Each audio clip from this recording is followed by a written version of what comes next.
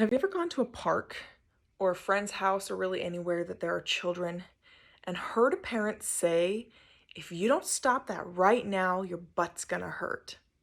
Or something, some kind of variation of that? You probably have. And that's because spanking has been a form of discipline in homes and in schools for decades. I am here to tell you that this is not the best way to discipline our children. Over the past 3 years, as a marriage and family major, I have been studying parenting. I have read books and articles, taken tests, and written papers, all on parenting. Not only have I been studying parenting academically, I'm knee deep in raising two beautiful, mischievous, brilliant little girls. So I know a little bit of the challenges and trials that come with raising children. And I'm excited to share with you today what I've learned about discipline, more specifically spanking, with you. The word discipline has the same root word as the word disciple, which means to teach or to guide. Parents are responsible to teach and to guide their children in becoming hardworking citizens. It should also be every parent's desire to raise their child in such a way that their children are choosing to be good, hardworking citizens.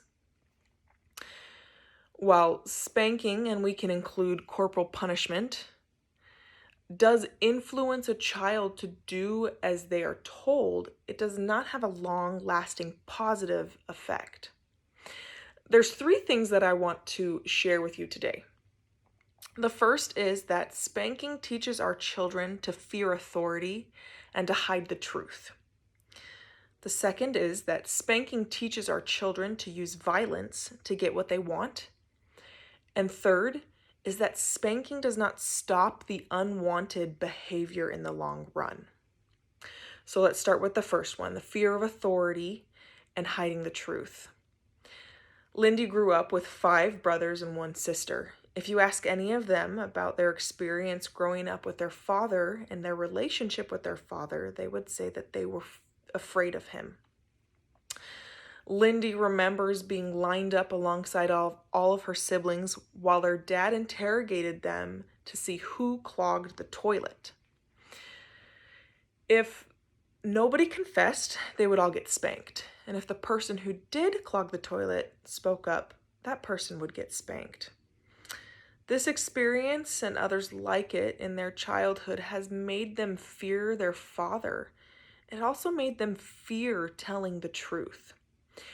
In an article written by Justin Colson, a parenting researcher and author titled "Raising Children to Love, Not Fear," he mentions that the quality of a parent-child relationship suffers when there's spanking involved. Why does it suffer? Because people don't like being hurt.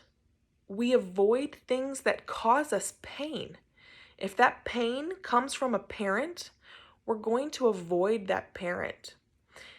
If pain is also connected to telling the truth, a child is going to avoid telling the truth. So Lindy and her siblings grew up afraid of their father and afraid of telling the truth for fear of being punished, for fear of pain through spanking. So that's number 1. Spanking teaches our children to fear authority and to hide the truth. Number 2, spanking teaches our children to use violence to get what they want. David grew up living with his stepdad, who also used spanking as a form of discipline. David remembers his stepdad losing control and spanking him so hard that it would leave marks and bruises. Throughout David's school years, he would get in trouble for fighting at school. It's possible that David's aggression came from the aggression shown by his stepdad. David learned from his stepdad that spanking or hitting is a way to get what he wants. Bree Turns published a longitudinal study in the Journal of Child and Family Studies back in 2018. on the connection of spanking and bullying. She stated that developmentally, children at the age of 1 are not able to understand why their parent is hitting them. This could lead a child to believe that hitting is an acceptable form of communication and method of controlling others. She then proceeds to say that even as children grow up and start to understand why they're being spanked, they have already learned that spanking or physical violence gets them what they want. Tern's research shows the endless cycle of aggression that follows physical discipline. The parent uses violence as discipline.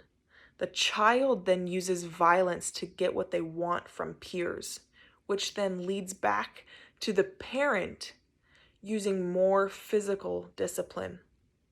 Just as fire fuels fire, aggression fuels aggression. Bullying fuels bullying. Spanking teaches our children to use violence to get what they want. Spanking breeds bullies. Number 3, spanking does not stop the unwanted behavior in the long run. Maggie Fox for NBC News in 2018 wrote an article on spanking. In her article, she mentioned a study done with parents of children under the age of 5 who used spanking as a means of discipline to stop unwanted behavior. In her article, she stated that the effects of spanking were transient. Within 10 minutes, most children, or 73% to be exact, had resumed the behavior for which they had been punished. So if spanking doesn't stop the behavior long term, what does it do long term? Jill Anderson published an article on the Harvard Graduate School of Education website just this past April about the connection between spanking as a kid and long-term effects. She cited a study that found that spanking is connected to an increased chance of mental health issues. The study followed 147 children. Some had been spanked as a child and some had not. And they found that those who were spanked are more likely to develop anxiety and depression disorders, have more difficulties engaging positively at school, and they struggle in regulating emotions and detecting threats. So spanking doesn't stop the unwanted behavior in the long run. Rather, it leads to depression and anxiety in adulthood, which I hope are never the parents' intentions. I've shared with you today 3 very important things you need to understand about spanking. I've shared that spanking teaches our children to fear authority and to hide the truth. I've shared that spanking teaches our children to use violence to get what they want. And lastly, I've shared that spanking does not stop the unwanted behavior in the long run. So what can we do? Let's eliminate spanking as a discipline once and for all. Let's teach our children to love, not fear. Let's put an end to spanking.